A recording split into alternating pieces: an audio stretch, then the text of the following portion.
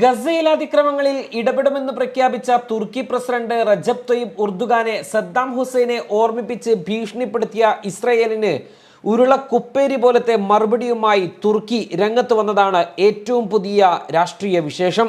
വംശഹത്യക്കാരനായ നെതന്യാഹുവിനെ കാത്തിരിക്കുന്നത് ഹിറ്റ്ലറുടെ അന്ത്യമാണെന്ന് തുർക്കി വിദേശകാര്യ മന്ത്രാലയം ഇസ്രയേലിനെ ഓർമ്മിപ്പിച്ചിട്ടുണ്ട്. ഉർദുഗാനെ സദ്ദാം ഹുസൈനുമായി താരതമ്യപ്പെടുത്തി ഇസ്രായേൽ വിദേശകാര്യമന്ത്രി ഇസ്രായേൽ കാറ്റ്സ് എക്സിൽ കുറിപ്പിട്ടിരുന്നു.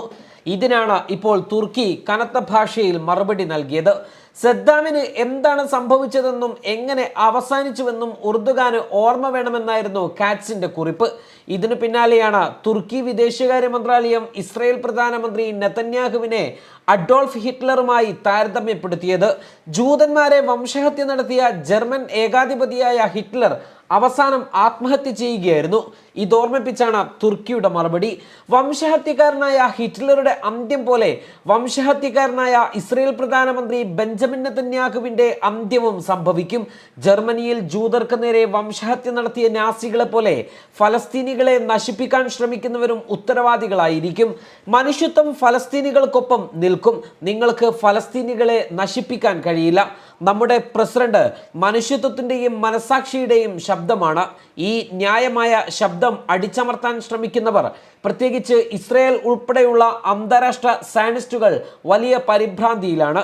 എല്ലാ വംശഹത്യ കുറ്റവാളികളുടെയും അവരെ പിന്തുണക്കുന്നവരുടെയും ചരിത്രം ഒരുപോലെയാണ് അവസാനിച്ചത് എന്നും തുർക്കി വിദേശകാര്യമന്ത്രി ഹക്കാൻ ഫിദാൻ വ്യക്തമാക്കി. ഫലസ്തീനിൽ ആക്രമണം തുടരുന്നത് കണ്ടുനിൽക്കാൻ ആകില്ല എന്നും കയറി ഇടപെടുമെന്നും തുർക്കി പ്രസിഡന്റ് റജബ് തയ്യിബ് ഉർദുഗാൻ ഇസ്രായേലിന് മുന്നറിയിപ്പ് നൽകിയിരുന്നു. ലിബിയയിലും നാഗർണോ കറാബാക്കിലും ഇടപെട്ട ചരിത്രം ഇസ്രായേലിനും ആവർത്തിക്കേണ്ടി വരുമെന്ന് അദ്ദേഹം ചൂണ്ടിക്കാട്ടിയിരുന്നു. തുർക്കിയുടെ പ്രതിരോധ മേഖലയെ പ്രശംസിച്ചുകൊണ്ട് നടത്തിയ പ്രസംഗത്തിനിടയിലായിരുന്നു അദ്ദേഹത്തിന്റെ മുന്നറിയിപ്പ്.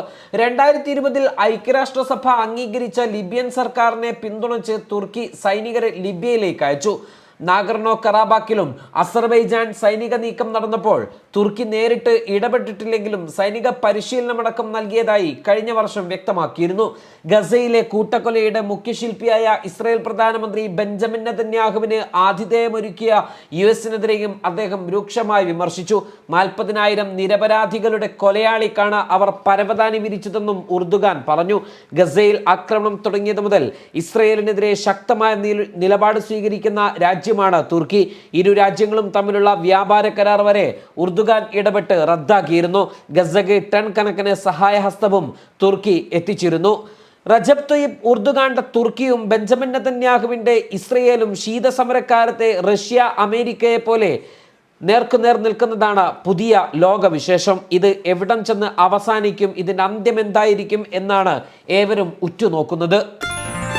waytonikah.com, the exclusive Muslim matrimonial site.